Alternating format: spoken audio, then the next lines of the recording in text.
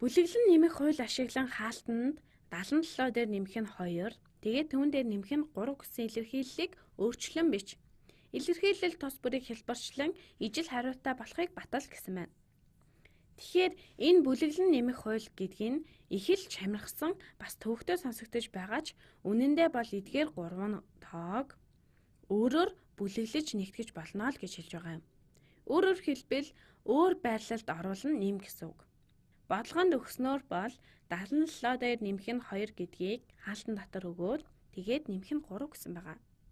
Хаалт ямар учиртай вэ гэхээр 3-ыг нэмэхээс өмнө 77 дээр нэмэх нь 2 гэдгийг төрүүлж бод гэсэн хэрэг. Бодцгоё. Хэдүүлээ үүнийг бодож гаргая. Хаалтанд эхлээд 77 дээр нэмэх нь 2 гэж эн чинь 79 тийм ээ. Хаалтан доторхоо бодохоор 79 гэсэн утгатай байх нь. Тэгээд нөгөө нэмэх 3 гэдэг чинь байсаар л байгаа. 79 дээр нэмэх нь 3 нь 82. Тэгэхээр энэ маань тэнцүү 82 юм байна. Бодлогонд өгсөн хэлбэрээр нь бодвол ингэж үйлдэлийг гүйцэтгэх нь байна. Гэтэл өнөө бүлэглэн нэмэх хуульд маань 77 дээр нэмэх нь 2 байна уу? Эсвэл 2 дээр нэмэх нь 3 гэж бодсон ч ялгаагүй гэдгийг хэлээд байгаа. Өөрөөр бүлэглэж байгааз. Тэгэхээр энэ маань яг үүнтэй адилхан. Энд харуулъя. Ингэж бичгтээ яг адилхан. 77 дээр нэмэх нь 2, нэмэх нь 3. Хаалтгүй байгааз.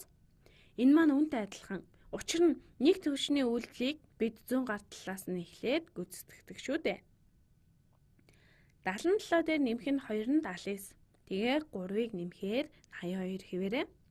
Гэтэл бүлэглэх хуулиар би 77 дээр нэмэх нь 2 гэхийн оронд 2 дээр нэмэх нь 3 гэдгийг төрүүлж бодсон ч адилхан гэдэг. Эхлээд үүнийг бодоод дараа нь 77-г нэмэх нь байна. Ингэж бодох нь энэ хоёрыг эхэлж бодоод 3-ыг нэмэхтэй яг адилхан. Шалгаад үзье л дээ. Тэгэхээр 2 дээр нэмэх нь 3 нь 5. Иймээс энэ маань 77 дээр нэмэх нь 5 болж хувирлаа. Харин 77 дээр нэмэх нь 5 нь ахаад л өнөө 82 байгааз тэнцүү 82. Ингээд яаж бүлэглэх нь хамаагүй, ялгаагүй л 82 гарч байна тийм үү? Үүнийг бүлэглэн нэмэх хууль гэдэг юм аа.